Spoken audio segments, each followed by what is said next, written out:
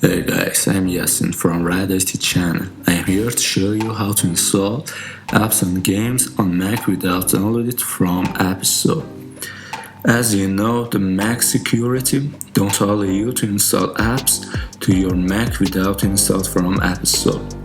Any of you ask me when I want to open my apps on my Mac when I download it any other ways except from App Store. I see their errors. And what am I doing now? What the error says is damaged and can't be opened, you should move it to trash. Or can't be opened because it was not downloaded from the Mac App Store. Okay, the first you must press the Apple logo on top and left your screen and go to System, Preferences, and go to Security and Privacy. If the first open setting and security and privacy, you don't see this option on your Mac. You need this option anywhere on your setting.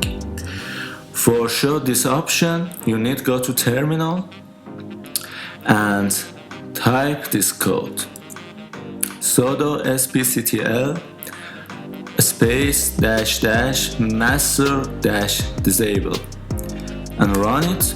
You need to write your password.